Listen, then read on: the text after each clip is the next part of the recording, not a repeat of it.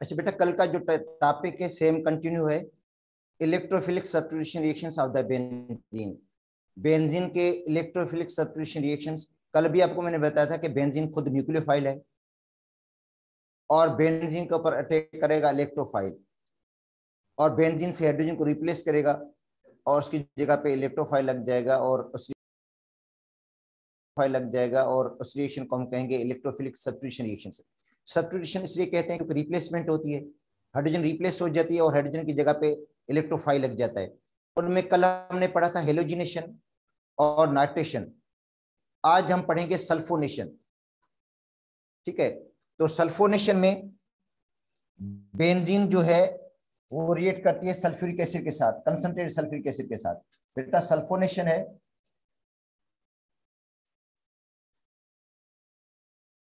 Number third reaction. तो देखो sulphonation में बेंजीन रिएक्ट करेगी कंसंट्रेटेड सल्फ्यूरिक एसिड के साथ या फ्यूमिंग सल्फ्यूरिक एसिड के साथ, या देखो या तो आप कंसंट्रेटेड सल्फ्यूरिक एसिड ले लो या फ्यूमिंग सल्फ्यूरिक एसिड ले लो, क्योंकि फ्यूमिंग सल्फ्यूरिक एसिड के अंदर सल्फर ट्राइऑक्साइड होता है अराउंड अबाउट 20%, और सल्फर ट्राइऑक्साइड जो है सल्फोनेटिंग एजेंट होता है। ठीक है, तो सल्फोनेशन के लिए या तो हम कंसंट्रेटेड सल्फ्यूरिक एसिड लेंगे या लेंगे फ्यूमिंग सल्फ्यूरिक एसिड। तो दोनों रिएक्शंस दिखा देता हूं आपको मैं। देखो बेंजीन है plus concentrated sulphuric acid H2SO4,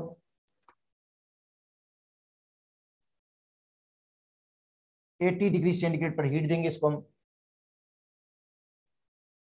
तो बन जाएगा benzene sulphonic acid, benzene sulphonic acid SO3H, benzene sulphonic acid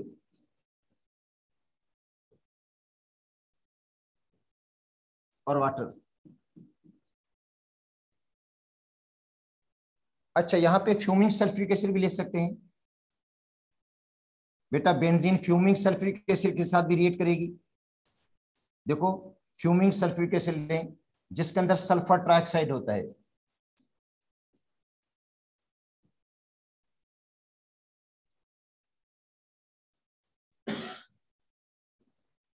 fuming sulphuric acid में सल्फर ट्राइऑक्साइड डिसॉल्व होता है।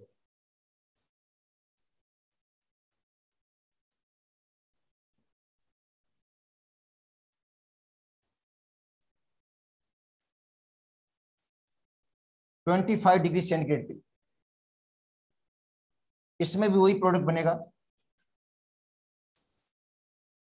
SO3H लग जाएगा।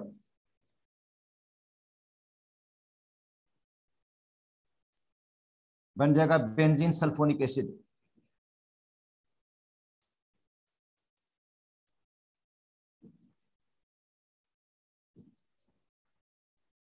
अब आते हैं मैकेनिज्म पे। देखो इसका जो मैकेनिज्म है,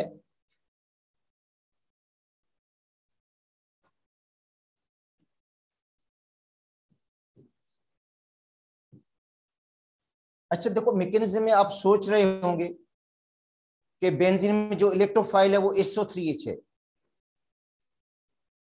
क्योंकि बेंजीन के ऊपर SO3H ग्रुप लगा हुआ है, मगर एक्चुअली इसका इलेक्ट्रोफाइल SO3H नहीं है।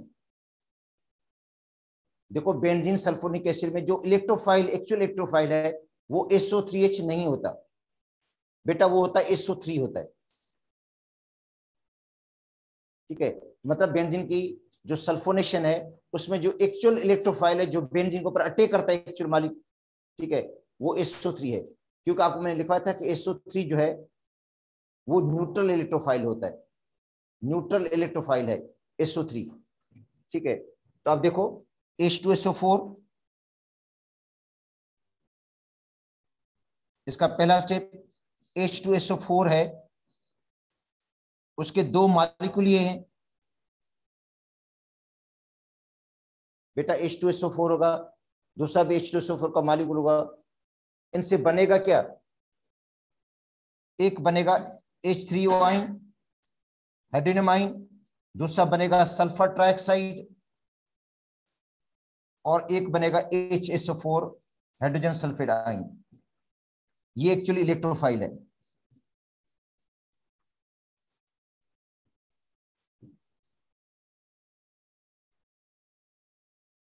और फ्यूमिंग सल्फ्यूरिक एसिड में वही सल्फर ट्राइऑक्साइड मौजूद है, वही इलेक्ट्रोफाइल है।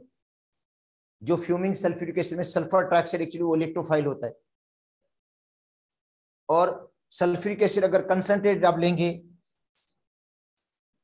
2 मॉलिक्यूल तो क्या होगा, हाइड्रोजन आयन बनेगा, SO3 बनेगा, SO3 सल्फर ट्राइऑक्साइड और HSO4। ठीक है, तो SO3 एक्चुअली इलेक्ट्रोफाइल है। अब आते हैं सेकंड स्टेप। सेकंड स्टेप में बेंजीन की रिंग के ऊपर इलेक्ट्रोफाइल अटैक करेगा। देखो ये बेंजीन की रिंग है, इस पर SO3 अटैक करेगा। SO3 में बेटा एक डबल बॉन्ड होता है और बाकी 2 डेटिव बॉन्ड होते हैं, मगर डेटिव बॉन्ड को भी हम डबल बॉन्ड समझते हैं। डेटिव बॉन्ड को भी इस तरह लिखा जाता है, इसे। तो ये सल्फर ट्राइऑक्साइड है। अब ये इलेक्ट्रोफाइल है।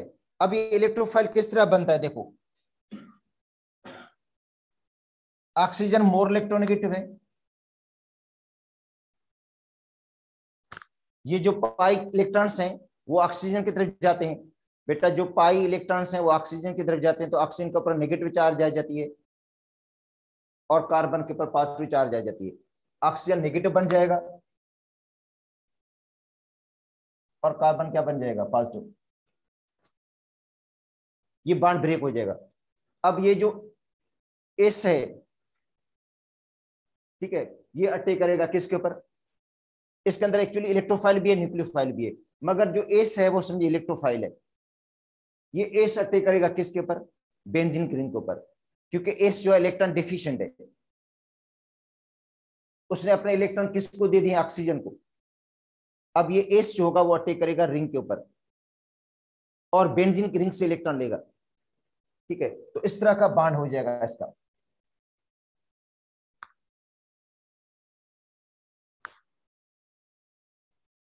इस तरह का बेटा बॉन्ड बन जाएगा इनका। पाई बॉन्ड टूट जाएगा, जो पाई बॉन्ड होगा वो ब्रेक हो जाएगा। ठीक है, इस यहां पे डबल बॉन्ड, ओ यहां पे नेगेटिव चार्ज, यहां पे डबल बॉन्ड और हाइड्रोजन भी लगी हुई, और इस कार्बन के ऊपर पॉजिटिव चार्ज है। देखो एस ने, सल्फर ने इलेक्ट्रॉन्स लिए हैं कहां से, रिंग से, और रिंग से सिग्मा बॉन्ड बना दिया। रिंग से लिए पाई इलेक्ट्रॉन्स, उनके साथ उसने सिग्मा बॉन्ड बना लिया और पाई बॉन्ड ब्रेक हो गया और इस कार्बन के ऊपर पॉजिटिव चार्ज आ गई। अच्छा, उसके बाद आपको मैंने बताया था कि अंदर, इसके अंदर डीलोकलाइजेशन होती है इलेक्ट्रॉन्स की। जो इलेक्ट्रॉन्स हैं वो डीलोकलाइज्ड होते हैं, पॉजिटिव चार्ज होती है वो मूव करती है, जिसको हम कहते हैं डीलोकलाइज्ड कार्बोकेटाइन भी कहते हैं। ठीक है, और इसको हम क्या कहते हैं, एरिनमाइन। या सिग्मा कॉम्प्लेक्स। उसके अंदर रेजोनेंस भी होती है इसके अंदर, ये कल आपको मैंने बता दिया था कि इसके अंदर रेजोनेंस होती है। ठीक है, अब वही सेम स्ट्रक्चर है जो कल आपको मैंने बताया था कि इसके अंदर रेजोनेंस किस तरह होती है, क्योंकि इलेक्ट्रॉन की शिफ्टिंग होती है। ठीक है, तो ये जो एरिनमाइन, सिग्मा कॉम्प्लेक्स या फिनोनेमाइन भी इसको कहा जाते हैं, या कार्बोकेटाइन कहते हैं, ये बेटा अनस्टेबल है। इसमें से ये हाइड्रोजन रिप्लेस हो जाएगी, ये जो हाइड्रोजन है वो रिप्लेस हो जाएगी, और हाइड्रोजन रिप्लेस होने के बाद यहाँ पे वापस डबल बॉन्ड आ जाएगा। तो ये हो गया सेकंड स्टेप इसका। अब आते हैं थर्ड स्टेप। देखो तीसरा स्टेप,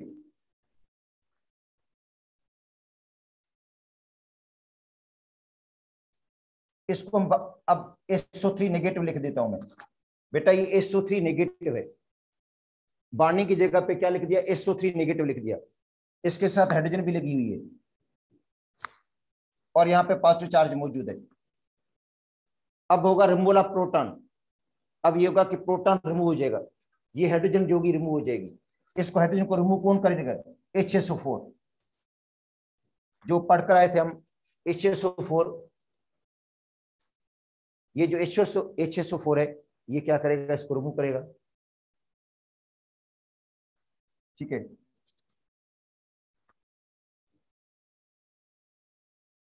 ये हाइड्रोजन निकल जाएगी और अपने जो इलेक्ट्रॉन्स है वो रिंग को देकर जाएगी। ये जो इलेक्ट्रॉन्स होंगे वो अपने रिंग को दे देगी। जो इलेक्ट्रॉन्स होंगे किसको मिलेंगे? रिंग को।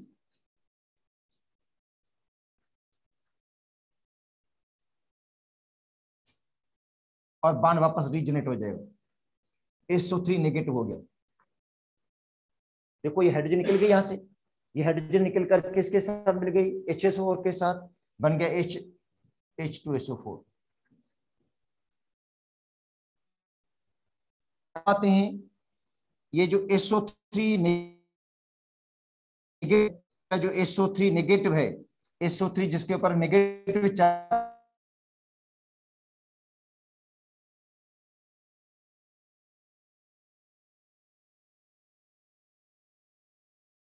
इसके साथ ये रेट से क्या किसको एक्सेप्ट करेगा? हाइड्रोजन आयन को। यहां से हाइड्रोजन आयन को एक्सेप्ट करेगा। ये जो SO3 नेगेटिव है ये हाइड्रोजन आयन को क्या करेगा? एक्सेप्ट कर लेगा। किसमें से? हाइड्रोजन आयन में से हाइड्रोजन आयन को एक्सेप्ट करेगा और बना लेगा SO3H। तो SO3H इस तरह बना है। जो SO3H ग्रुप था वो इस तरह लगा है। एक्चुअल इसका इलेक्ट्रोफाइल SO3 है। बेटा जो एक्चुअल इलेक्ट्रोफाइल है वो SO3H नहीं है, एक्चुअल इसका इलेक्ट्रोफाइल SO3 है। जो SO3 लगा था देखो, ये इसका एक्चुअल इलेक्ट्रोफाइल है। SO3 एक्चुअल इलेक्ट्रोफाइल है और बाद में देखो अब SO3H बन गया और प्लस वाटर, ये बन गया बेंजीन सल्फोनिक एसिड। देखो ये बन गया बेंजीन सल्फोनिक एसिड। ठीक है, और इसके जो हमने डीलोकलाइज स्ट्रक्चर इसलिए नहीं बनाया क्योंकि हमने 2 मरतबा कल बना चुके हैं। इस पे कल आपको समझा दिया था कि किस तरह इसके जो दूसरे बनते हैं रेजोनेंस स्ट्रक्चर, जो इसके रेजोनेंस स्ट्रक्चर बनते हैं, ठीक है, वो आपको कल समझा दिए थे। अच्छा अब आते हैं Friedl craft alkylation and acylation.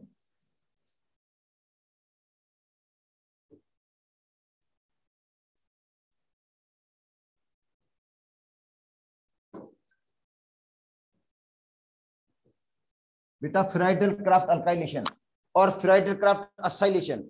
देखो बेटा फ्राइडल और क्राफ्ट 2 साइंटिस्ट के नाम है। फ्राइडल फ्रेंच का था और क्राफ्ट अमेरिकन। इन दोनों का कंट्रीब्यूशन है, उन दोनों के कंट्रीब्यूशन से उन्होंने 2 रिएक्शंस दिए थे। एक फ्राइडल क्राफ्ट अल्काइलेशन जिसमें अल्काइल ग्रुप जो होता है वो इंट्रोड्यूस हो जाता है बेंजीन रिंग में, अल्काइल ग्रुप लग जाता है, अल्काइल ग्रुप इलेक्ट्रोफाइल होता है जो बेंजीन के ऊपर अटैच हो जाता है in the place of hydrogen. अच्छा असाइलेशन में जो होता है असाइल ग्रुप RCO ग्रुप जो होता है वो रिंग में लग जाता है, रिंग में इंट्रोड्यूस हो जाता है in the place of hydrogen. तो पहले पढ़ते हैं फ्राइडल क्राफ्ट अल्काइलेशन, उसके बाद है फ्राइडल क्राफ्ट असाइलेशन। तो देखो पहले आते हैं फ्राइडल क्राफ्ट अल्काइलेशन पे। जब बेंजीन रिएक्ट करती है, देखो बेंजीन है, रिएक्ट करेगी अल्काइल हेलाइड के साथ। ये अल्काइल हेलाइड है, इसके ऊपर नेगेटिव चार्ज, इसके ऊपर पॉजिटिव चार्ज। ये बेटा अल्काइल हेलाइड है।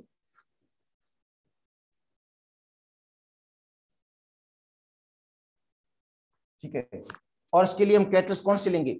इसके लिए लेंगे ल्यूएस एसिड कैटलिस्ट AlCl3, AlX3 या FeCl3 FeBr3 भी हम यूज कर सकते हैं।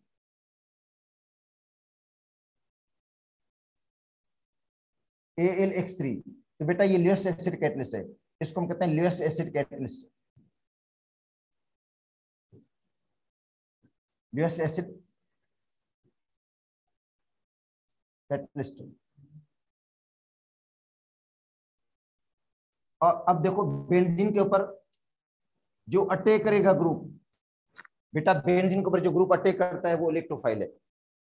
वो आर लग जाएगा, जो आर है वो इलेक्ट्रोफाइल है, वो लगेगा बेंजीन के ऊपर in the place of hydrogen, और जो हाइड्रोजन निकलेगी वो एक्स के साथ मिलकर एच एक्स बना लेगी।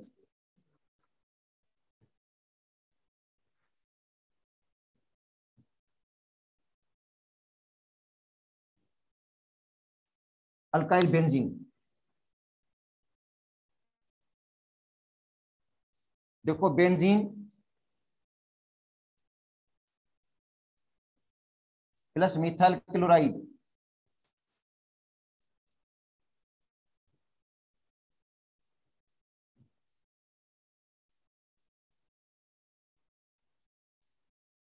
बेंजीन है प्लस रिएक्ट करती है मिथाइल क्लोराइड के साथ इन द प्रेजेंस ऑफ AlCl3,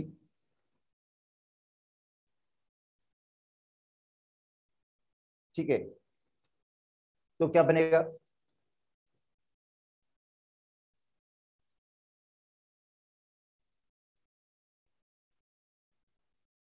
बन जाएगा toluene.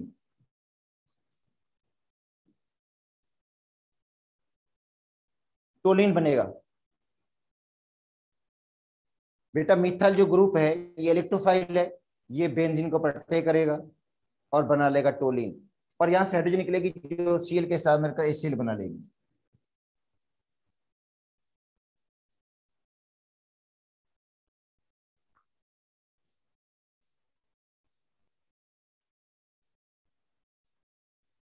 Benzene plus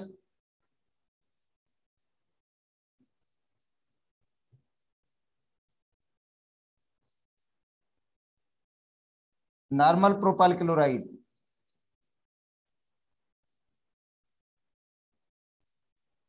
in the presence of AlCl3, देखो बेंजीन है नॉर्मल प्रोपाइल क्लोराइड के साथ रिएक्ट करती है और बनता है आइसोप्रोपाइल बेंजीन। बेटा जो बन रहा है ना वो बन रहा है isopropyl benzene, normal propyl benzene नहीं बन रहा है, आइसोप्रोपाइल बेंजीन बन रहा है, ये बन रहा है आइसोप्रोपाइल बेंजीन।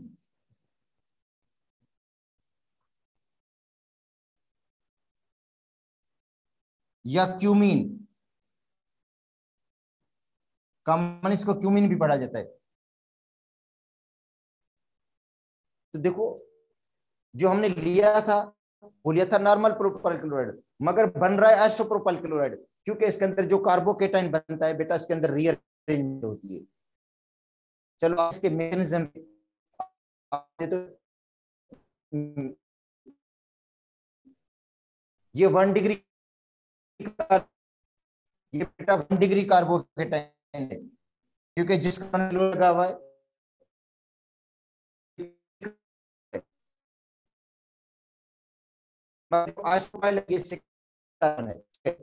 होती है कार्बोकेटाइन के अंदर। इसके मैकेनिज्म में देखो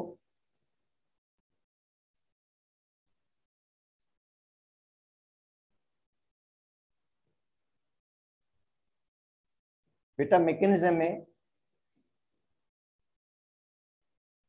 नॉर्मल प्रोपाइल क्लोराइड,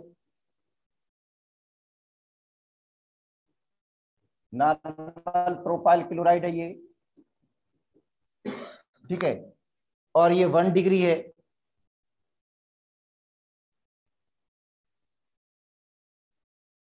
बेटा 1 डिग्री अल्काइल हैलाइड है ये, क्योंकि जिस कार्बन पे क्लोरीन लगा हुआ वो फर्स्ट कार्बन के साथ लगा हुआ है, और ये जो कार्बन है वो आगे एक कार्बन के साथ बॉन्डेड, इसका मतलब ये 1 डिग्री अल्काइल हैलाइड है इन the presence of catalyst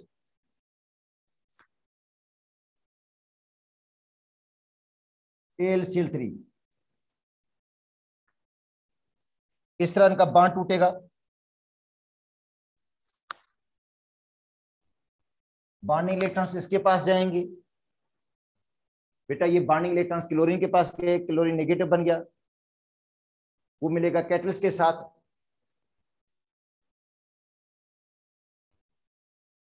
AlCl4 बन जाएगा, ठीक है, और ये बन जाएगा इस तरह CH3 CH2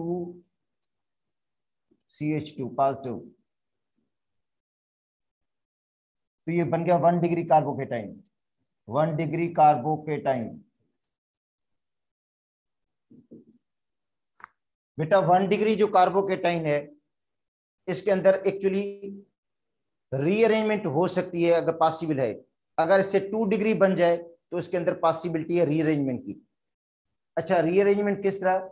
ये जो हाइड्रोजन है, हाइड्रोजन ये यहां पे शिफ्ट हो जाएगी और पॉजिटिव चार्ज यहां पे आएगी, तो इसको इसके अंदर रीअरेंजमेंट होती है। कार्बोकेटाइन के अंदर क्या होगा? रीअरेंजमेंट होगी इसके अंदर। ये जो 1 डिग्री कार्बोकेटाइन है ये 2 डिग्री बन जाएगा, तो minus H shift, hydride ion shift,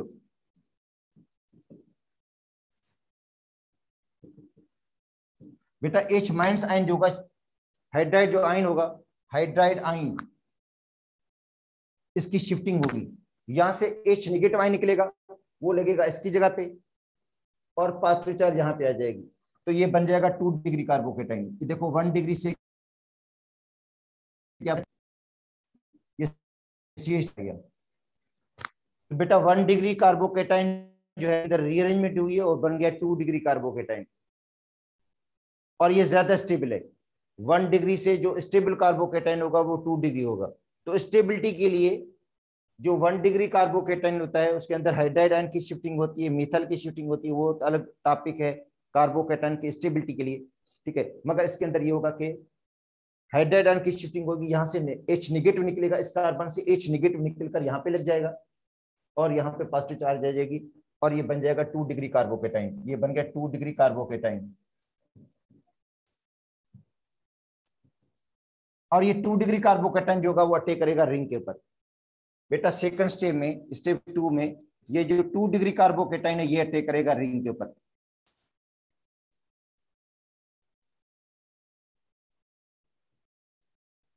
ये 2 डिग्री कार्बोकेटाइन है,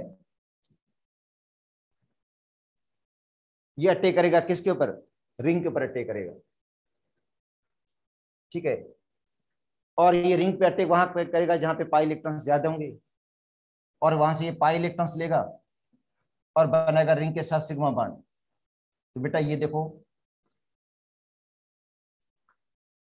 एक पाई बॉन्ड ब्रेक हो गया, एक पाई बॉन्ड टूट गया, और ये जो इलेक्ट्रोफाइल था इसने सिग्मा बॉन्ड बना लिया। देखो CH, इधर CH3,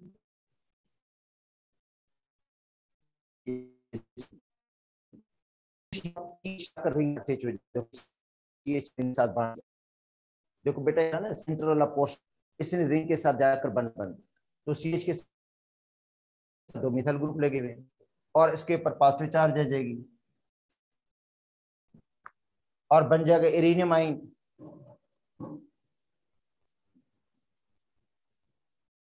या सिग्मा कॉम्प्लेक्स। उसके बाद इसके अंदर डीलोकलाइजेशन होती है या रेजोनेंस इसके स्ट्रक्चर्स बनते हैं, जो इसके रेजोनेंस स्ट्रक्चर बनते हैं वो बनाने की जरूरत नहीं है, क्योंकि मैकेनिज्म में एक बार हमने बना लिए थे, अब जरूरत नहीं है ज्यादा बार बार बनाने की। अब आते हैं थर्ड स्टेप। तो ये जो आयन, ये सिग्मा कॉम्प्लेक्स है बेटा, इसमें से हाइड्रोजन निकलेगी, ये वाली हाइड्रोजन निकलेगी। इनको हाइड्रोजन को निकालेगा कौन? AlCl4। AlCl4 में जो क्लोरीन नेगेटिव है वो क्या करेगा? हाइड्रोजन को अट्रैक्ट कर लेगा और हाइड्रोजन अपने इलेक्ट्रॉन देकर जाएगी रिंग को। जो हाइड्रोजन निकलेगी तो अपने इलेक्ट्रॉन जो देकर जाएगी तो वापस बॉन्ड रिकवर हो जाएगा और इसका एरोमेटिक करेक्टर बहाल हो जाएगा।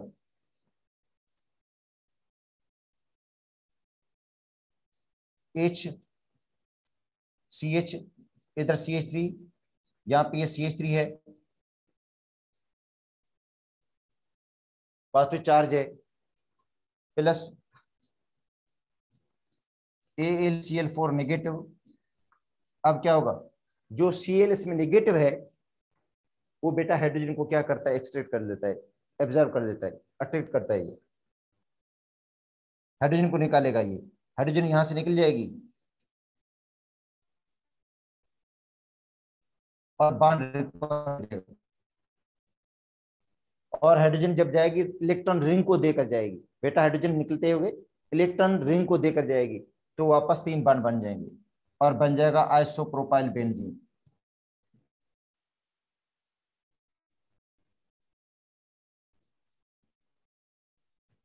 Isopropyl benzene,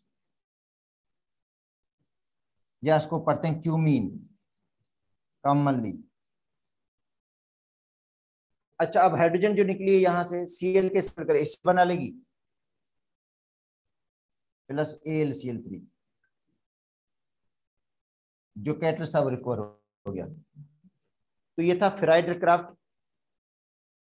alkylation.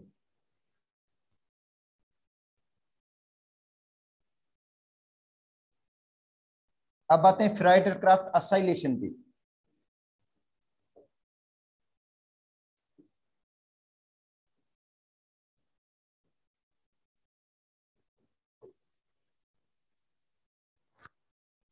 अच्छा बेटा, असाइलेशन में जो असाइल ग्रुप होगा बेंजीन रिएक्ट करेगी एसिड के साथ।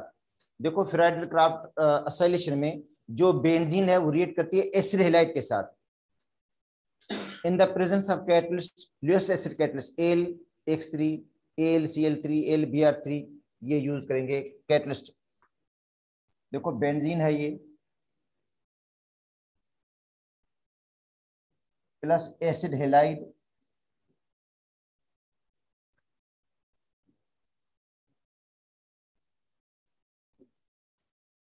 ये एसिड हैलाइड का जनरल फार्मूला है इन द प्रेजेंस ऑफ कैटलिस्ट।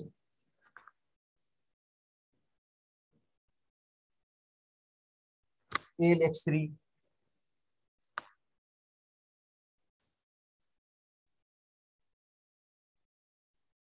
अच्छा अब ये ग्रुप लग जाएगा। देखो ये इलेक्ट्रोफाइल है तो ये ग्रुप लगेगा रिंग के ऊपर। ये बेटा इलेक्ट्रोफाइल है, रिंग के ऊपर अटैक करेगा।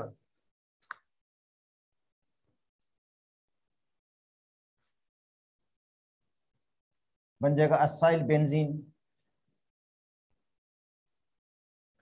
और वहां से हाइड्रोजन निकलेगी जो इसके साथ मिलकर HX बना लेगी।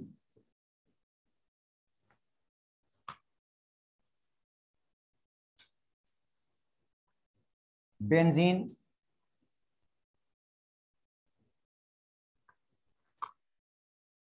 Plus acetyl chloride.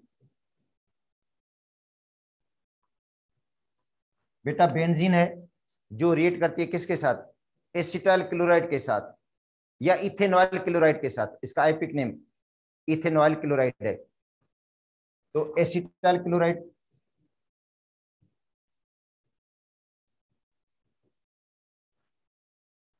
या ethanoyl chloride,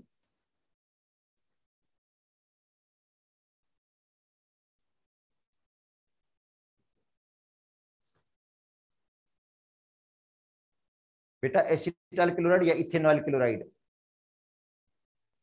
in the presence of catalyst AlCl3।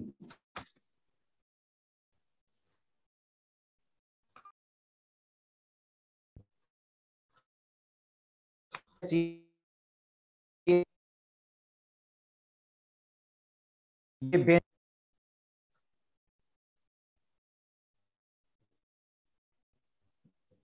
ये बन जाएगा बेटा, ये बेंजीन को अटैक करेगा और वहां से हाइड्रोजन को निकलेगा, हाइड्रोजन मिलेगी Cl के साथ, बन जाएगा HCl।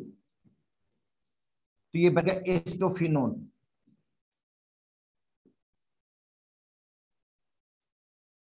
मिथाइल फिनाइल कीटोन भी इसको पढ़,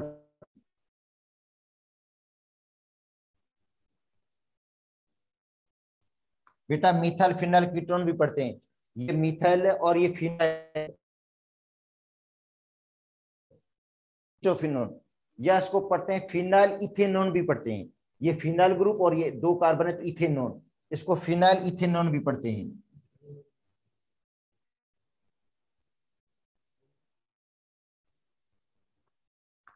फिनाइल इथेनोन में इसको पढ़ा जाता है।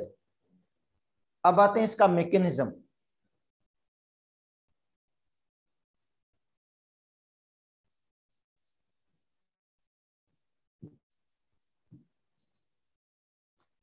देखो मैकेनिज्म में फॉर्मेशन ऑफ द इलेक्ट्रोफाइल। बेटा मैकेनिज्म में सबसे पहले जो स्टेप है ना इसका, वो है formation of the electrophile. Electrophile की फॉर्मेशन, इलेक्ट्रोफाइल का बनना।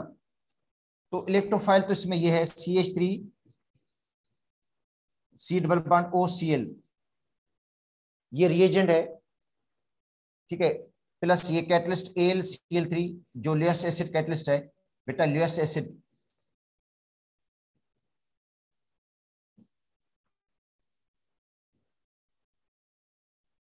कैटलिस्ट। अच्छा ये क्या करेगा, इनके बॉन्ड को ब्रेक करेगा इस तरह, क्योंकि जो बॉन्डिंग इलेक्ट्रॉन्स हैं, बेटा ये जो इलेक्ट्रॉन्स हैं बॉन्डिंग इलेक्ट्रॉन्स इसकी तरफ जाएंगे तो ये बन जाएगा नेगेटिव, ठीक है। और ये रिएक्ट करेगा किसके साथ, AlCl3 के साथ, और बना लेगा AlCl4। और उनके दरमियान जो बॉन्ड बनता है वो कोऑर्डिनेट कोवैलेंट बॉन्ड बनेगा इस तरह। देखो Al, यहाँ पे क्लोरीन लगा हुआ है, यहाँ पे क्लोरीन ऑलरेडी, एक क्लोरीन और एक जो क्लोरीन लगेगा वो कोऑर्डिनेट कोवैलेंट बॉन्ड बनेगा, ये वाला क्लोरीन। ये वाला क्लोरीन इसके साथ कोऑर्डिनेट कोवैलेंट बॉन्ड बन जाएगा, बना लेगा। अच्छा दूसरा बनेगा electrophile CH3 C double bond positive, ये बन गया। तो ये बन गया इलेक्ट्रोफाइल, ये बन गया इलेक्ट्रोफाइल।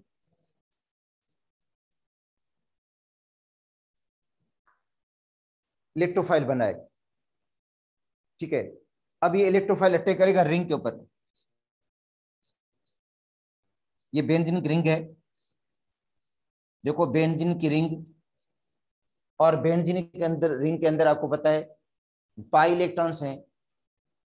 बेंजीन न्यूक्लियोफाइल है, पाई इलेक्ट्रॉन्स हैं, डीलोकलाइज्ड पाई इलेक्ट्रॉन्स मौजूद हैं इसके अंदर। और इस पर ये इलेक्ट्रोफाइल अटैक करेगा और पाई सिस्टम को ब्रेक कर देगा। ये पाई सिस्टम को क्या कर देगा, ब्रेक कर देता है ये इलेक्ट्रोफाइल।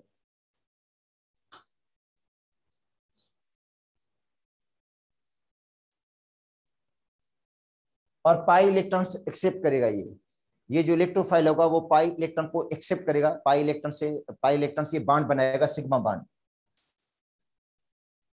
देखो पाई इलेक्ट्रॉन से इसने सिग्मा बॉन्ड बना लिया और दूसरे कार्बन के ऊपर पॉजिटिव चार्ज आ जाएगी। बेटा देखो पाई इलेक्ट्रॉन्स जो थे, जो बेंजीन रिंग में पाई इलेक्ट्रॉन्स हैं, उनसे ये सिग्मा इलेक्ट्रोफाइल। और जिस कार्बन पर इलेक्ट्रोफाइल लग गया है वो कार्बन sp3 हेबर्ड है। जिस कार्बन पे इलेक्ट्रोफाइल लगा वो कार्बन sp3 हेबर्ड है, बाकी सभी कार्बन sp2 हेबर्ड है, ठीक है। और ये अनस्टेबल है, जो एरिनियम आयन बना है ये एरिनियम आयन अनस्टेबल होता है। आयन या सिग्मा कॉम्प्लेक्स जिसको बोलते हैं, या डीलोकलाइज्ड कार्बोकेटाइन, कार्बोनियम आयन भी पढ़ा जाता है इसको। ये अनस्टेबल है और ये स्टेबल तब बनेगा जब हाइड्रोजन को लूज करेगा। ये हाइड्रोजन को लूज करेगा, ये हाइड्रोजन लूज हो जाएगी, हाइड्रोजन यहाँ से रिमूव हो जाएगी तो अपने इलेक्ट्रॉन वापस देकर जाएगी रिंग को। तो वहां पर तीसरा पाई बॉन्ड बन जाएगा और इसकी जो स्टेबिलिटी होगी वो दोबारा रिकवर हो जाएगी। तो अब आते हैं थर्ड स्टेप पे। बेटा तीसरा स्टेप,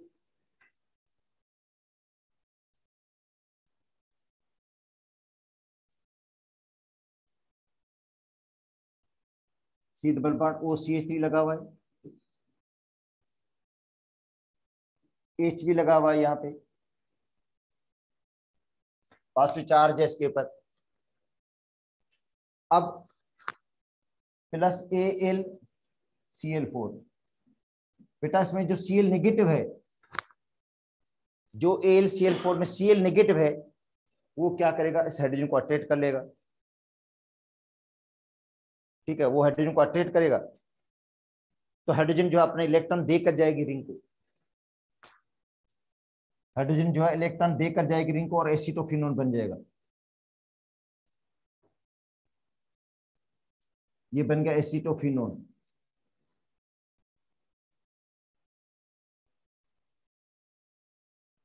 या मिथाइल फिनाइल कीटोन,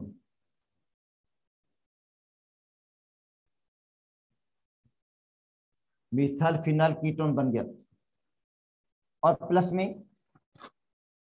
ये जो हाइड्रोजन यहां से निकली है, ये बेटा जो हाइड्रोजन निकली है वो Cl के साथ मेरे पे HCl बना लेगी। प्लस में जो कैटलिस्ट होगा वो रिकवर हो गया AlCl3।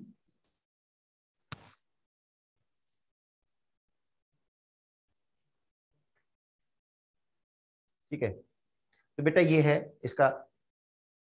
अच्छा, अब जो जितने भी हमने पढ़े हैं बेटा, उनमें इलेक्ट्रोफिलिक सब्स्टिट्यूशन रिएक्शन सारे, उनमें हेलोजिनेशन हमने पढ़ लिया है,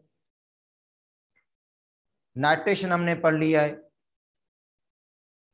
सल्फोनेशन, फ्राइडल क्राफ्ट अल्काइलेशन और असाइलेशन। तो आप देखो हेलोजिनेशन में जो इलेक्ट्रोफाइल हम यूज करते हैं बेटा, हेलोजिनेशन के लिए जो इलेक्ट्रोफाइल होता है वो X+ होता है, मतलब Cl+, Br+, ये इलेक्ट्रोफाइल है। और इनमें जो हेलोजिनेशन के लिए हम कैटलिस्ट यूज करते हैं वो होता है ल्यूएस acid catalyst, AlCl3, AlBr3, FeCl3, FeBr3, इनको हम एज ए कैटलिस्ट यूज करते हैं और बनता है हेलो बेंजीन बन जाता है। और ये इलेक्ट्रोफिलिक सब्स्टिट्यूशन रिएक्शन है। नाइट्रेशन में बेंजीन को रिएक्शन करवाते हैं नाइट्रिक एसिड के साथ इन the presence of sulphuric acid. Sulphuric acid catalyst है, नाइट्रिक एसिड भी कंसंट्रेटेड यूज करते हैं, सल्फ्यूरिक एसिड भी कंसंट्रेटेड। इसके अंदर जो इलेक्ट्रोफाइल होता है वो NO2 पॉजिटिव होता है, इसके अंदर जो इलेक्ट्रोफाइल यूज करते हैं वो NO2 पॉजिटिव होता है। ठीक है, नाइट्रोबेंजीन बन जाता है। अच्छा, उसके बाद जो सल्फोनेशन है उसमें हम सल्फ्यूरिक एसिड कंसंट्रेट भी यूज करते हैं और फ्यूमिंग सल्फ्यूरिक एसिड को भी यूज करते हैं जिसके अंदर सल्फर ट्राइऑक्साइड होता है। दोनों रिएक्शन लिखवा दिया आज। ठीक है, इसके अंदर जो इलेक्ट्रोफाइल है वो SO3 है, मगर जो पंप बनता है वो बेंजीन बनता है SO3H, बेंजीन के ऊपर मतलब बेंजीन सल्फोनिक एसिड बन जाता है। ठीक है, कंपाउंड। तो आपको मैकेनिज्म मेरे को बता दिया कि SO3H किस तरह बनता है। अच्छा, अल्काइलेशन में बेंजीन को हम रिएक्शन करेंगे अल्काइल हेलाइड के साथ। बेंजीन जो है वो रिएक्ट करती है अल्काइल हेलाइड के साथ। ठीक है, यहाँ पे अल्काइल ग्रुप जो है वो एज ए इलेक्ट्रोफाइल है, जो अल्काइल ग्रुप है वो एज ए इलेक्ट्रोफाइल है। ठीक है, तो उसमें देखो इसके अंदर जो रिएक्टिविटी होगी, देखो एक चीज मैं आपको बताना भूल गया अल्काइल हेलाइड के अंदर, कि अल्काइल हेलाइड में रिएक्टिविटी ज्यादा किसकी होगी? जब alkyl halide nucleophilic substitution reaction देता है बेटा, अल्काइल हेलाइड के जो रिएक्शंस न्यूक्लियोफिलिक सब्स्टिट्यूशन रिएक्शंस होते हैं ना, तो उनमें अल्काइल आयोडाइड सबसे ज्यादा रिएक्टिव है। देखो अल्काइल हेलाइड के जो न्यूक्लियोफिलिक सब्स्टिट्यूशन रिएक्शंस हैं उनमें सबसे ज्यादा जो रिएक्टिव होता है वो अल्काइल आयोडाइड होता है, क्योंकि इसका अल्काइल आयोडाइड का बॉन्ड ब्रेक करना आसान होता है। मगर ये इलेक्ट्रोफिलिक सब्स्टिट्यूशन रिएक्शंस हैं जिसमें alkyl group as a electrophile है, अल्काइल ग्रुप क्या है? एज ए इलेक्ट्रोफाइल है। तो यहाँ पे इसका रिएक्टिविटी ऑर्डर दूसरा होगा बेटा, यहाँ पे इसका रिएक्टिविटी ऑर्डर ये नहीं होगा, रिएक्टिविटी ऑफ अल्काइल हेलाइड।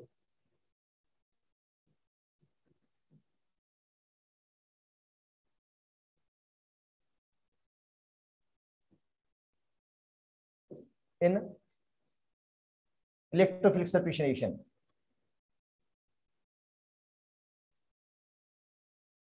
जो बेटा इलेक्ट्रोफिलिक सब्स्टिट्यूशन रिएक्शंस में अल्काइल हेलाइड का ऑर्डर है ना, वो इस तरह होगा, मिथाइल क्लोराइड ज्यादा रिएक्ट होगा ब्रोमाइड से, और मिथाइल ब्रोमाइड ज्यादा रिएक्ट होगा मिथाइल आयोडाइड से। ये होगा क्यों? रीजन है इसका, क्योंकि यहाँ पे क्लोरीन के इलेक्ट्रॉन ज्यादा है, वो क्लोरीन क्या करेगा?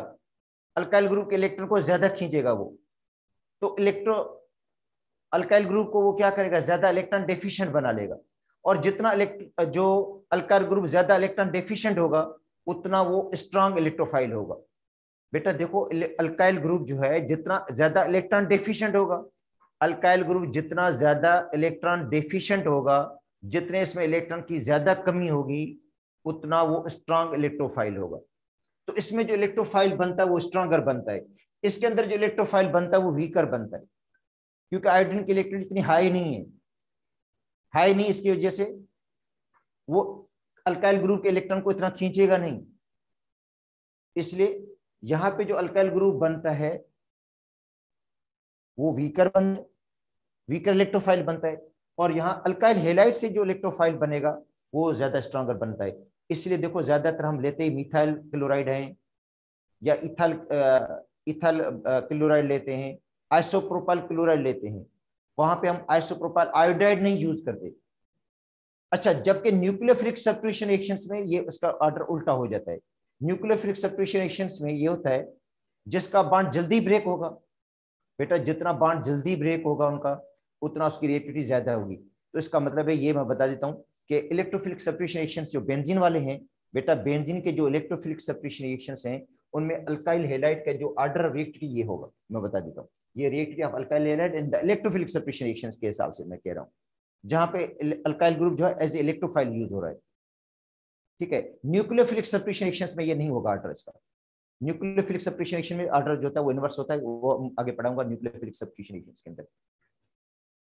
अच्छा, तो ये हो गया अल्काइल हेलाइड के अंदर, कि अल्काइल हेलाइड में बेंजीन को जो है रिएक्शन करेंगे अल्काइल हेलाइड के साथ, अल्काइल बेंजीन बन जाएगा। ठीक है, उसके बाद है असाइलेशन, उसमें हम जो है बेंजीन को रिएक्शन कराते हैं एसिड हेलाइड के साथ, acid chloride, acetyl chloride, acetyl bromide, या इस तरह ये रिएजेंट्स हम यूज करते हैं, और बनता है असाइल बेंजीन। और बेंजीन को हम जब रिएक्शन कराते हैं एसिटाइल क्लोराइड के साथ तो बन जाता है एसिटोफिनोल। तो ये तो बेटा इलेक्ट्रोफिलिक सब्स्टिट्यूशन रिएक्शंस। अब आते हैं एडिशन रिएक्शंस पे।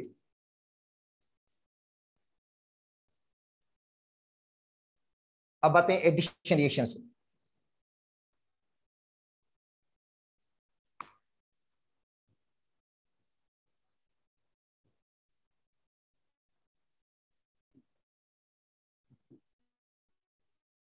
देखो, जो एरोमेटिक कंपाउंड्स हैं वो बरकरार रहती है, जबकि एडिशन रिएक्शंस के अंदर बेंजीन के जो पाई सिस्टम वो खत्म हो जाता है, पाई बॉन्ड ब्रेक हो जाते हैं, और उसकी जो स्टेबिलिटी वो लूज हो जाती है, बेंजीन की जो स्टेबिलिटी वो खत्म हो जाती है। इसलिए जो बेंजीन है वो एडिशन रिएक्शन देगी, मगर हार्ड कंडीशन के अंदर, जब उसको हम ज्यादा हीट देंगे, ज्यादा हीट देंगे, क्योंकि ज्यादा हीट किसके लिए चाहिए, पाई बॉन्ड को ब्रेक करने के लिए। जो पाई बॉन्ड सिस्टम होता है इसका, जो डीलोकलाइज सिस्टम है, इसको ब्रेक करने के लिए ज्यादा एनर्जी की जरूरत पड़ती है, इसलिए बेंजीन रिएक्शन देगी एडिशन, मगर हाई टेम्परेचर पे। ठीक है,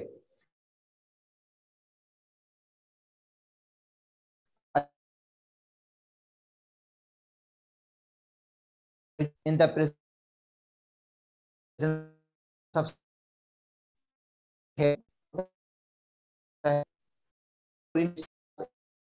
sunlight, क्लोरीन या ब्रोमीन सनलाइट एडिशन, दूसरा पाई बॉन्ड टूटेगा तो एक मोल ऐड होगा, तीसरा पाई बॉन्ड टूटेगा तो एक मोल और ऐड हो जाएगा, तो 3 मोल इसके अंदर हम हाइड्रोजन के ऐड करेंगे। इन द प्रेजेंस ऑफ निकल,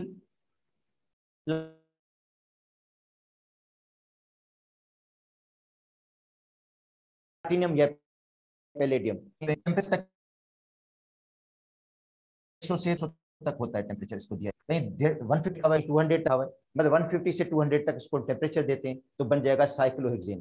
देखो निकल की मौजूदगी में जब उसके हम हाइड्रोजन ऐड करेंगे इसके अंदर, तो 3 मोल बेटा हाइड्रोजन इसके अंदर ऐड हो जाएंगे, और बन जाएगा, जिसको हम इस तरह लिखेंगे साइक्लोहेक्सेन को, साइक्लोहेक्सेन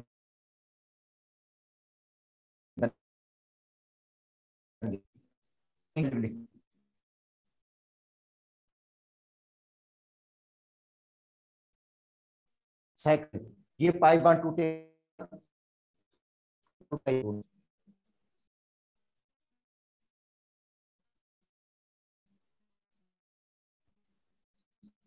अच्छा ये प्लाटिनम इन एसिड, एसिड की मौजूदगी में, और एसिड एसिड बेटा पंजाब की बुक में लिखा हुआ है कि एसिडिक एसिड, ठीक है, की मौजूदगी में, तो भी बन जाएगा साइक्लोहेक्सेन।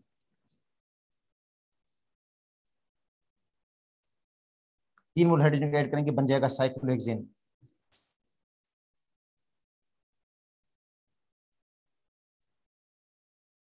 तो ये था एडिशन। तो इसका मतलब बेंजीन एडिशन रिएक्शंस भी देती है,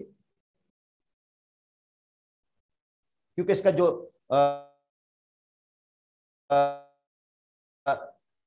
चल रहा था, सिग्मा में हर कार्बन का सिग्मा बॉन्ड भी है और हाफ पाई बॉन्ड भी है, और बेंजीन का जो बॉन्ड 1.5 था, उससे पता चलता है कि बेंजीन सब्स्टिट्यूशन रिएक्शन भी देगी और दूसरा एडिशन रिएक्शन भी देती है। मगर इनके जो फेवरेट रिएक्शंस है वो सब्स्टिट्यूशन रिएक्शंस होते हैं, क्योंकि इसमें एरोमेटिक कैरेक्टर इसका लूज नहीं होता। इन दोनों रिएक्शन में इसका एरोमेटिक कैरेक्टर लूज हो गया। ये दोनों बेटा रिएक्शंस में इसका जो एरोमेटिक कैरेक्टर है वो बेंजीन का लूज हो गया। फॉर्मेशन ऑफ हेक्साक्लोरो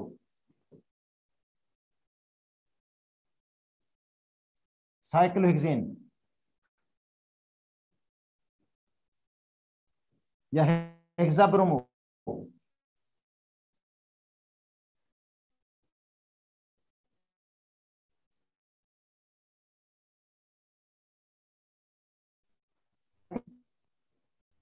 बेटा फॉर्मेशन किसकी, हेक्साक्लोरोसाइक्लोहेक्सेन की या हेक्साब्रोमोसाइक्लोहेक्सेन की, या ब्रोमीन ऐड की इसके अंदर इन द लाइट, तो ये फ्री रेडिकल एडिशन रिएक्शन होगा।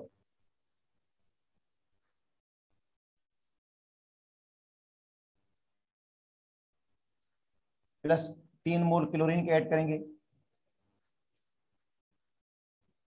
इन द प्रेजेंस ऑफ सनलाइट,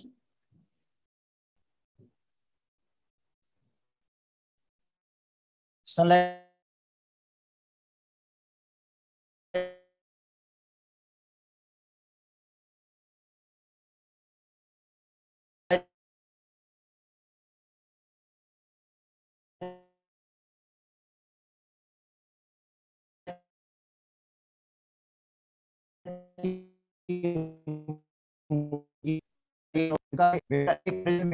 लगी हुई है।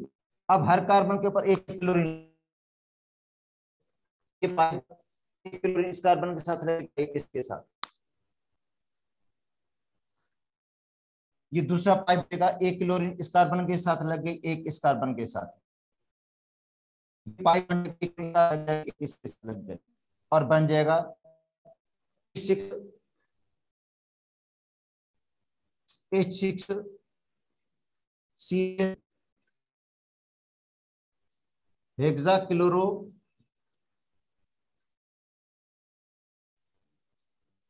साइक्लोहेक्सेन।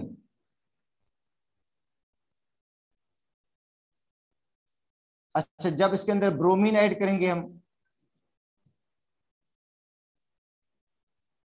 तो बेटा ये एडिशन रिएक्शन है, free radical addition reaction in the presence of sunlight.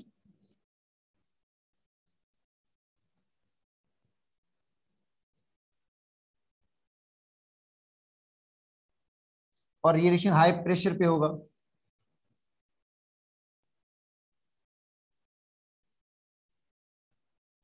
तो यहाँ पे बी आर, यहाँ पे बी आर, इधर बी आर, इधर बी आर, यहाँ पे बी आर, तो बेटा 6 बी आर लग जाएंगे। अब समझे हर कार्बन के साथ हाइड्रोजन भी लगी हुई है।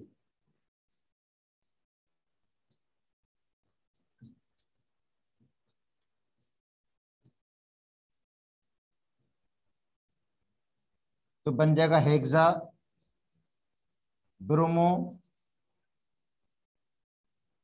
Cyclohexane, hexa bromo cyclohexane.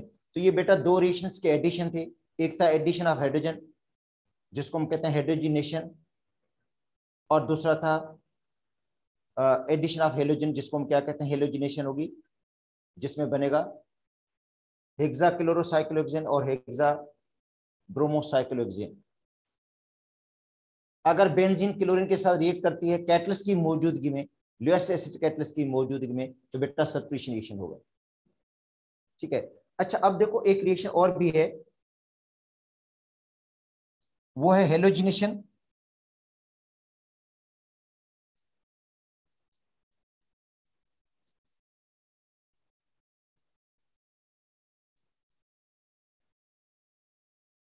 Of alkyl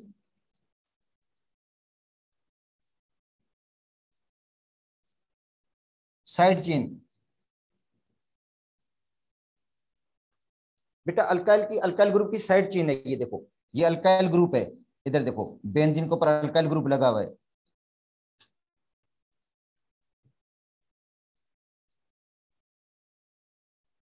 benzene के ऊपर अल्काइल ग्रुप लगा हुआ है। ठीक है, मिथाइल ग्रुप लगा हुआ है। अब इसकी हम हेलोजिनेशन कर रहे हैं इन द प्रेजेंस ऑफ सनलाइट। अब जो सब्स्टिट्यूशन होगी वो साइड चेन के अंदर होगी। बेटा अब जो सब्स्टिट्यूशन होगी वो अल्काइल ग्रुप के अंदर होगी। देखो ये टोलिन है, टोलिन को रिएक्शन करवाते हैं क्लोरीन के साथ इन द प्रेजेंस ऑफ सनलाइट। अब जो सब्स्टिट्यूशन होगी किसके अंदर होगी, अल्काइल जो साइड चेन होगी इसके अंदर होगी, अल्काइल की जो साइड चेन है उसके अंदर सब्स्टिट्यूशन होगी। ठीक है, अब ये बन जाएगा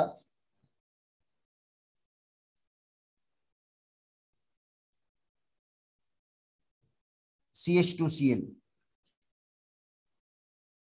बेटा यहां से हाइड्रोजन निकली गई, CH3 में से हाइड्रोजन निकली है, CH3 में से एक हाइड्रोजन निकल गई और उसकी जगह पे Cl लग गया और बन गया बेंजाइल क्लोराइड।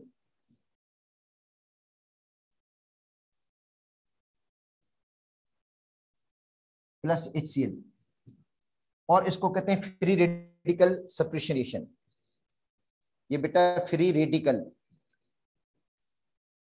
सब्स्टिट्यूशन रिएक्शन है।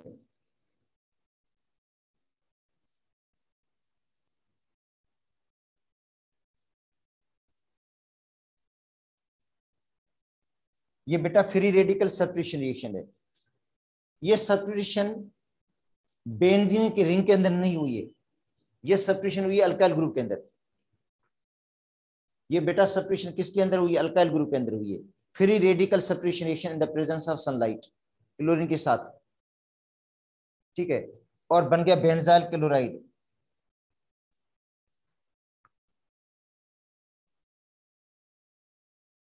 और ये बेंजाइल क्लोराइड है,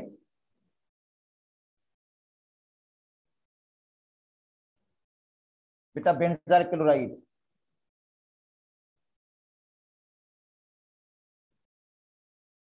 जब दोबारा क्लोरीन के साथ रिएक्ट करता है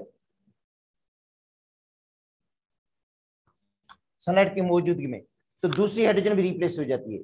तो हाइड्रोजन 1 बाय 1 रिप्लेस होती जाएंगी अल्काइल ग्रुप की। जो हाइड्रोजन रिप्लेस हो रही है वो अल्काइल ग्रुप की हो रही है। बन जाएगा CH Cl2। बेटा CH Cl2 बन गया, देखो CH Cl2 बन गया। इसको पढ़ते हैं बेंजल क्लोराइड। बेंजल, क्योंकि आपको मैंने शुरुआत में बताया था एक बेंजोइल, आपको बताया था बेंजाइल। ये बेटा बेंजाइल है। जब CH3 में से बेंजीन के ऊपर CH2 ग्रुप लगा हुआ है, अगर बेंजीन के ऊपर CH2 ग्रुप लगा हुआ है तो उसको हम पढ़ते हैं बेंजाइल। अगर बेंजीन के ऊपर CH ग्रुप हो और उसकी हो उसको पढ़ते हैं बेंजाइल, उस जगह पे क्लोरीन आ गया। अच्छा अब आते हैं CH2 CHCl2, दोबारा इसको क्लोरीन के साथ इसमें HCl भी बनता है।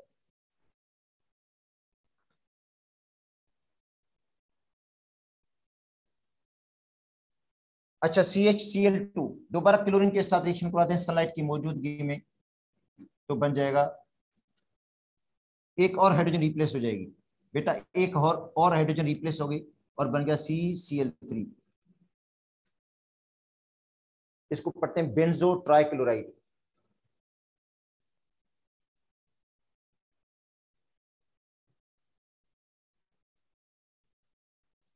Plus HCl।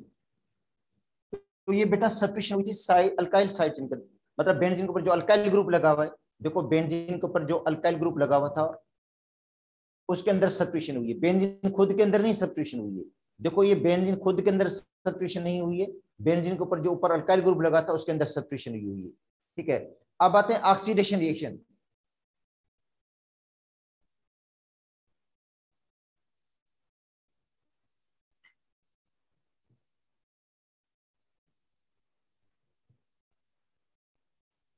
अच्छा देखो बेंजीन जो है is not affected by common oxidizing agent, potassium permanganate, potassium dichromate.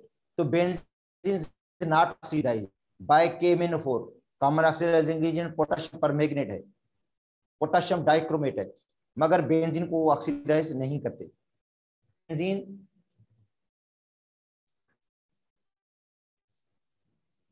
Is not oxidised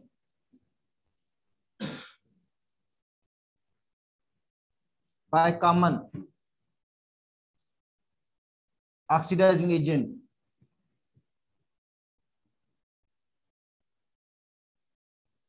बेटा बेंजीन को कॉमन ऑक्सीडाइजिंग एजेंट KMnO4 और K2Cr2O7 ये ऑक्सीडाइज नहीं करते।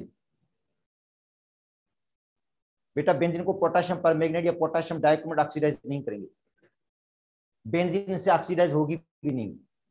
अच्छा benzene is oxidize by ozone and vanadium pentoxide. देखो बेंजीन को ऑक्सीडाइज कौन करेगा, एक ओजोन करेगी, बनाएगी ओजोनाइट। देखो बेटा ओजोन ऑक्सीडाइज करती है, बनता है ओजोनाइट, और दूसरा बेंजीन को ऑक्सीडाइज करेगी वेनेडियम पेंटाक्साइड। ठीक है, तो benzene is oxidized by ozone and vanadium pentoxide, बेटा V2O5।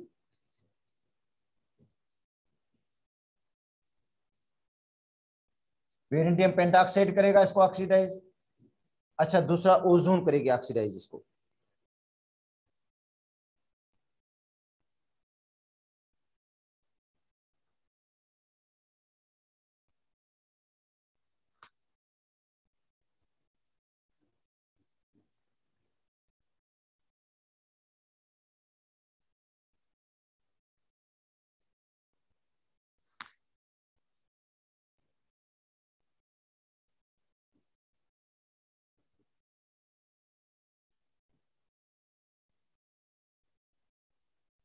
ठीक है, ऑक्सीडेशन बाय ओजोन।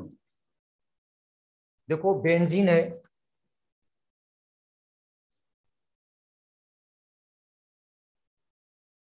उसके साथ 3 मोल ओजोन के चाहिए ऑक्सीडाइज करने के लिए। बेटा बेंजीन को मतलब ऑक्सीडाइज करने के लिए ओजोन के 3 मोल चाहिए, तो बन जाएगा ओजोनाइड। देखो बेंजीन है, जब 3 मोल ओजोन के साथ रिएक्शन करती है तो बन जाता है ओजोनाइड, और जिसका फॉर्मूला है C6H6O9। बेटा ओजोनाइड,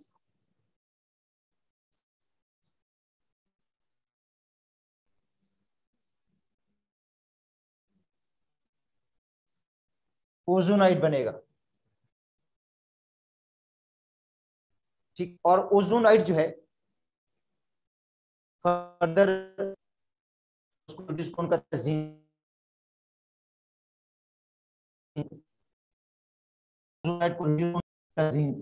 और वाटर, इसकी हाइड्रोलाइसिस करते हैं तो बन जाता है ग्लाइक्सल। बेटा बन जाएगा 3 मालिक्यूल।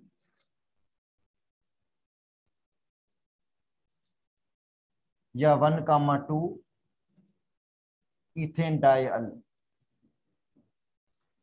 देखो गैलेक्सल बन जाता है या 1,2 इथेन डायल। तो देखो बेंजीन रिएक्ट करती है ओजोन के साथ, ओजोनाइड बनेगा जिसका फार्मूला होगा C6H6O9, C6H6O9।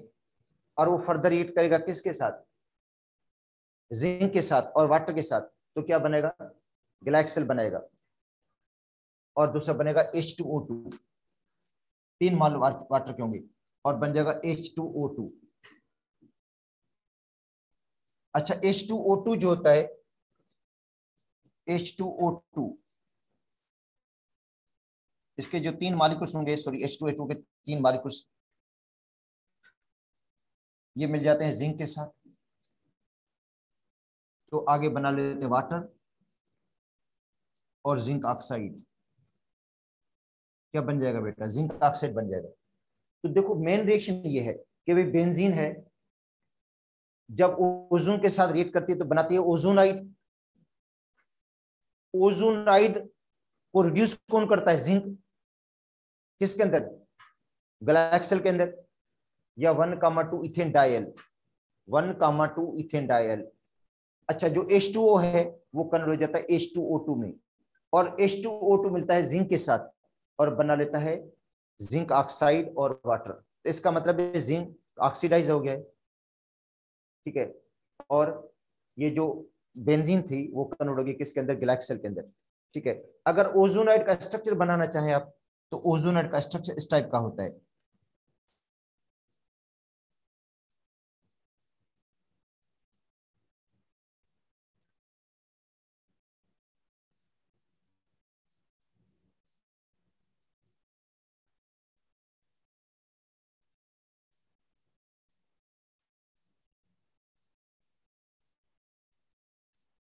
इस टाइप का बेटा स्ट्रक्चर है इसका ओजोनाइड।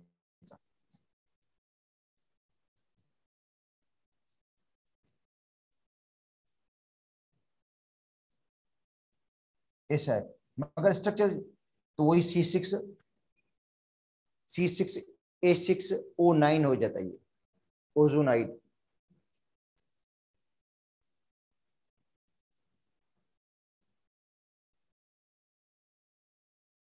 अच्छा उसका जो है ये डिकम्पोज होकर के इसमें तब्दील होता है गैलेक्सल में और H2O2। तो ये याद कर लो कि बेंजीन की जब ओजोन राइजेस करते हैं तो क्या बनता है, गैलेक्सल बन जाता है बस।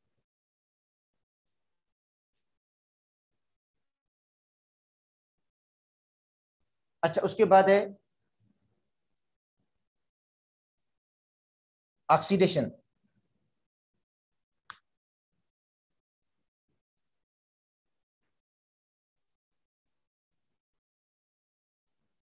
Bye V2O5, vanadium pentoxide. देखो वेनेडियम पेंटाऑक्साइड, तो बेंजीन को हम ऑक्सीडाइज करते हैं, वेनेडियम, वेनेडियम पेंटाऑक्साइड भी बेंजीन को ऑक्सीडाइज कर देता है और बना लेता है मैलिक एनहाइड्राइड। देखो बेंजीन है ये,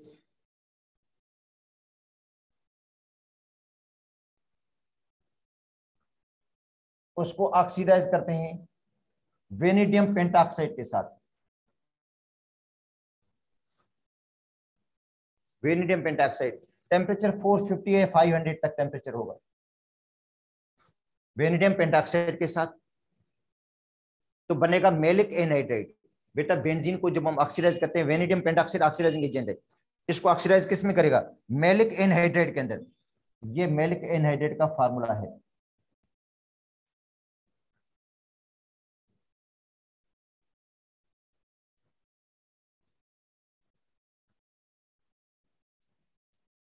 plus carbon dioxide plus water बनेगा।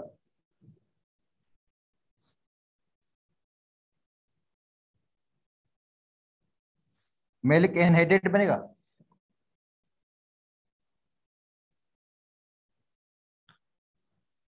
मैलिक एनहाइड्रेट बनेगा, कार्बन डाइऑक्साइड बनेगा, वाटर बनेगा। बेंजीन के 2 मॉलिक्यूल्स लेंगे यहाँ पे 9O2। तो अब देखो इसको बैलेंस करें तो बेंजीन के 2 मॉलिक्यूल्स हैं। बेंजीन के 2 मॉलिक्यूल्स के अंदर जो कार्बन होंगे वो 12 होंगे। इसमें देखो कार्बन कितने हैं, इसके आगे 2 लगाना पड़ेगा। देखो 1 2 3 4 कार्बन, 4 को 2 से मल्टीप्लाई करेंगे 8, 8 और 4 कितने हो गए? 12 कार्बन हो गए। ठीक है। दूसरा,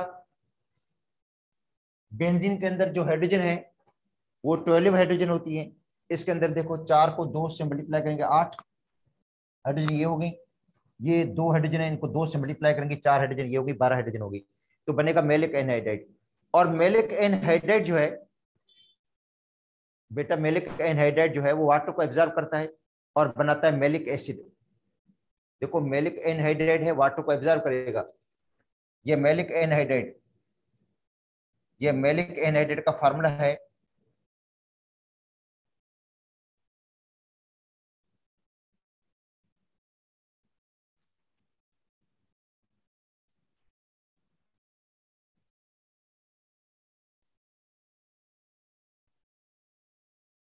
वाटर को एब्जॉर्ब करता है, वाटर को एब्जॉर्ब करने के बाद बनाता है malic acid. Malic acid dicarboxylic acid है।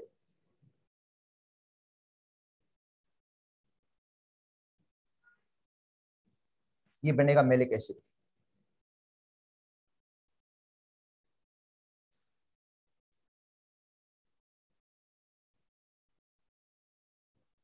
और वैसे मेलिक एसिड को इस तरह फॉर्म में लिखा जाता है, सिज वाले फॉर्म में लिखा जाता है।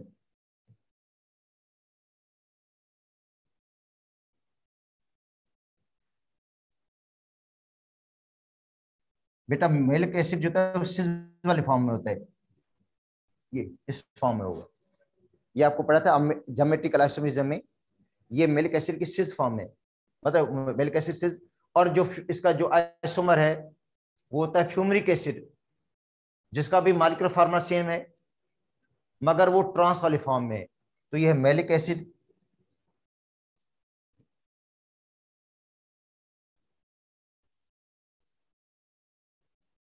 ब्यूटीन,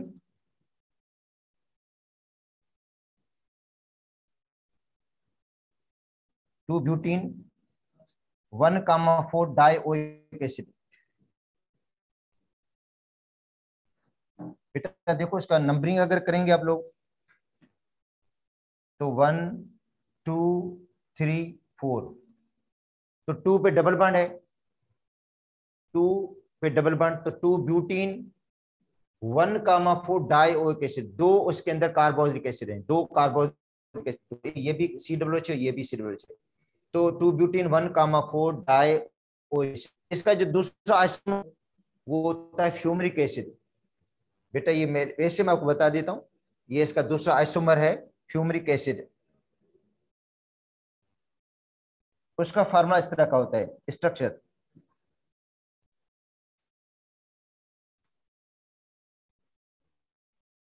ट्रांस वाले फॉर्म में। ये सिज है, ये बेटा सिज है, और ये है ट्रांस।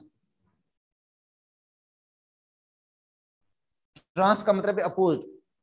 कार्बन डबल बॉन्ड जो oxygen, carbon carbon double bond, जो कार्बन कार्बन डबल बॉन्ड है उसमें देखो COO जो है, COOH, इसमें देखो COOH और ये COOH, ये अपोज हैं। और H और H के हैं अपोज हैं, तो इसको इस फॉर्म को हम कहते हैं ट्रांस। ये था सिस फॉर्म, ये ट्रांस। इसको हम पढ़ते हैं फ्यूमरिक एसिड।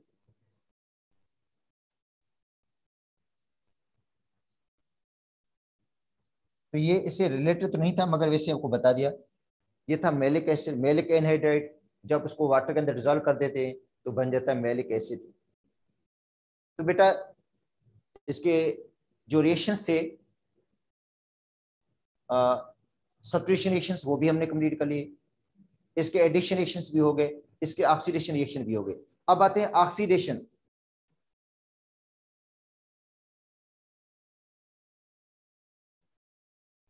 में तो कैपेसिटी आई कौन ने सेव करें ना।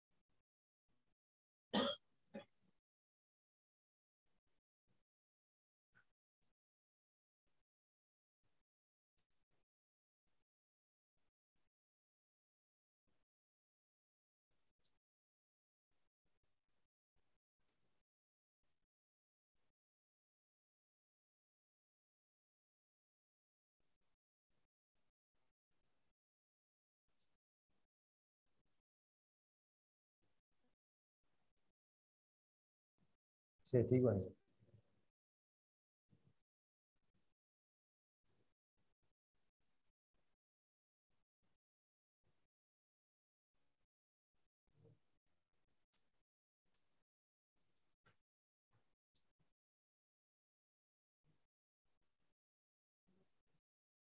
मैंने पढ़ाया तो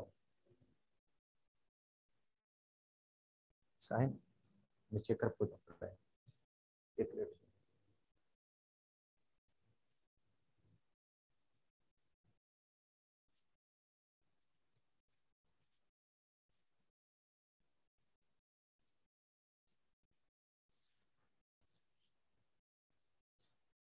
सी है से।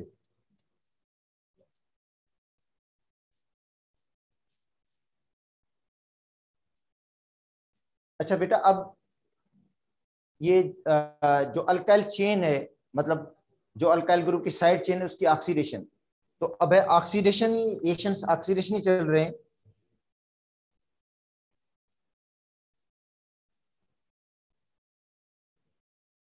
तो अब है oxidation of alkyl side chain. जो अल्काइल ग्रुप की साइड चेन है, मतलब बेंजीन के ऊपर मिथाइल ग्रुप लगा हुआ है, इथाइल ग्रुप लगा हुआ है, उनकी ऑक्सीडेशन। देखो पहले हम बेंजीन का ऑक्सीडेशन कर रहे थे, तो benzene is not oxidised by potassium permanganate या पोटेशियम डाइक्रोमेट। मगर ये जो अल्काइल की साइड चेन है बेटा, अल्काइल ग्रुप की जो साइड चेन लगी हुई है, तो उस साइड चेन को अल्काइल ग्रुप को जो है पोटेशियम परमैंगनेट या पोटेशियम डाइक्रोमेट ऑक्सीडाइज कर देते हैं। देखो ये है टोलिन। देखो अब ऑक्सीडेशन किसकी है? टोलिन की है। ऊपर जो अल्काइल ग्रुप है उसकी ऑक्सीडेशन है।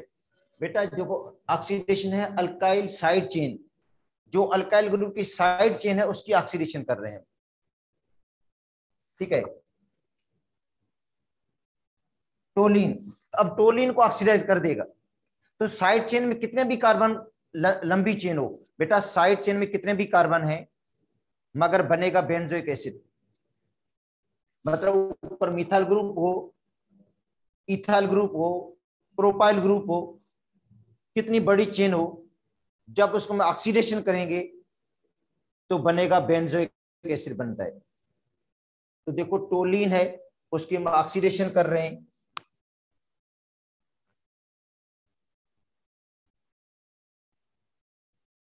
पोटाशियम परमैंगनेट के साथ, अल्कलाइन पोटाशियम परमैंगनेट के साथ या एसिडिक पोटाशियम परमैंगनेट के साथ, तो बनेगा बेंजोइक एसिड।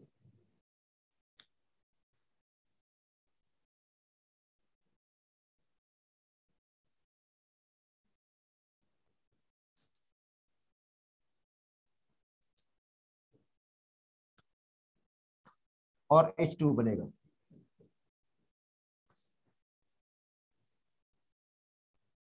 तो देखो टोलिन की हमने ऑक्सीडेशन की पोटाशियम परमैंगनेट के साथ या पोटाशियम डाइक्रोमेट के साथ।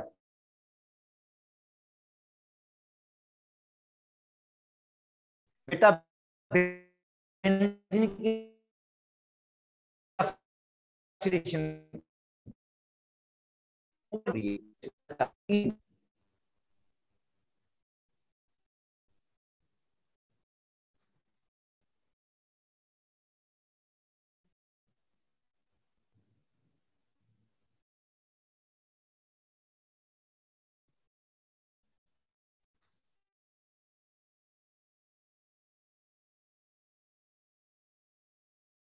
इथाइल बेंजीन ऑक्सीडेट करेंगे, वो बेंजीन ऑक्सीजन होगी। पोटाशियम मैग्नेट या पोटाशियम डाइक्रोमेट अल्कलाइन। अब क्या बनेगा? ग्रुप है, बेंजोइक एसिड बनेगा।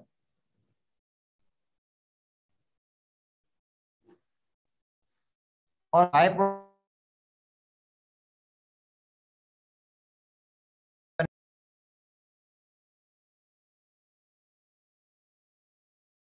और बन जाएगा, बन जाएगा। वाटर के दो मॉलिक्यूल बनेगी, एक मॉलिक्यूल बनेगा कार्बन डाइऑक्साइड का और 6 एटॉमिक ऑक्सीजन। तो ये था जो जो साइड चेन होती है बेंजोइक एसिड और इथाइल की जब हम पोटेशियम तो क्या मिलेगा, बेंजोइक एसिड मिलेगा, और दूसरा क्या मिलेगा, कार्बन डाइऑक्साइड मिलेगा। तो साइड चेन कितनी बड़ी पूर्ण हो जो आपको मिलेगा, बनेगा बेंजोइक एसिड। उसके लिए ऑक्सीडाइजिंग एजेंट कौन से यूज करेंगे, पोटाश। मतलब वो ग्रुप के लगने से बेंजीन की जो रिएक्टिविटी है उस पर क्या इफेक्ट पड़ता है। देखो बेटा, बेंजीन के ऊपर जो ग्रुप लगते हैं वो दो किस्म के ग्रुप होते हैं। एक होते हैं एक्टिवेटिंग ग्रुप, अच्छा दूसरे होते हैं डीएक्टिवेटिंग ग्रुप। अच्छा, एक्टिवेटिंग ग्रुप वो होते हैं जो बेंजीन की रिएक्टिविटी को बढ़ा देते हैं। बेटा जो एक्टिवेटिंग ग्रुप्स हैं वो बेंजीन की रिएक्टिविटी को इंक्रीज कर देते हैं। ऐसे ग्रुप जो बेंजीन की रिएक्टिविटी को इंक्रीज कर दें, बेंजीन को ज्यादा न्यूक्लियोफाइल बना दें, उनको हम कहेंगे एक्टिवेटिंग ग्रुप। और दूसरे जो होते हैं डीएक्टिवेटिंग ग्रुप हैं, जो बेंजीन की रिएक्टिविटी को कम कर देते हैं, बेंजीन का जो न्यूक्लियोफिलिक कैरेक्टर उसको कम कर देते हैं और बेंजीन को डीएक्टिवेट कर देते हैं। ठीक है, तो बेंजीन के ऊपर जो ग्रुप लगते हैं उनकी भी क्लासिफिकेशन है। एक होते हैं स्ट्रांगली एक्टिवेटिंग। बेटा स्ट्रांगली एक्टिवेटिंग वो होते हैं जो बेंजीन की रिएक्टिविटी को बहुत ज्यादा बढ़ा देते हैं, बेंजीन के लिए देते हैं ग्रुप। अच्छा, दूसरे होते हैं मॉडरेट एक्टिवेटिंग। मॉडरेट एक्टिवेटिंग वो होंगे, इंक्रीज तो करेंगे मगर उतनी ज्यादा इंक्रीज नहीं करते हैं बेंजीन की रिएक्टिविटी को, वो मॉडरेट है, थोड़ा कम है, दरमियान दर्जे के हैं। एक है वीकली एक्टिवेटिंग। वीकली एक्टिवेटिंग का मतलब बेंजीन को एक्टिवेट करता है मगर वीक। अच्छा, दूसरे क्या होते हैं वीकली डीएक्टिवेटिंग, जो बेंजीन को डीएक्टिवेट करते हैं मगर वीकली। एक होते हैं मॉडरेट डीएक्टिवेटिंग, जो बेंजीन को डीएक्टिवेट करेंगे मगर मॉडरेट। एक होते हैं स्ट्रांगली डीएक्टिवेटिंग। तो इसका मतलब है कैटेगरीज इनकी जो एक्टिवेटिंग की कैटेगरीज भी 3 है। स्ट्रांगली एक्टिवेटिंग का मतलब है बहुत ज्यादा बेंजीन की रिएक्टिविटी को बढ़ाने वाले। एक मॉडरेट एक्टिवेटिंग मतलब बढ़ाते तो हैं मगर दरमियानी दर्जे की बेंजीन की रिएक्टिविटी को बढ़ाते हैं। एक बढ़ाते हैं वीकली एक्टिवेटिंग, एक्टिवेट करते हैं वीकली। अच्छा, अब है जो डीएक्टिवेटिंग है उनकी भी 3 कैटेगरीज हैं। एक वीकली डीएक्टिवेटिंग, एक मॉडरेट डीएक्टिवेटिंग, एक होते हैं स्ट्रांगली डीएक्टिवेटिंग। मगर अब ये होगा कि टाइम भी काफी हो गया, सब मुमताज भी आने वाले हैं अब। ठीक है,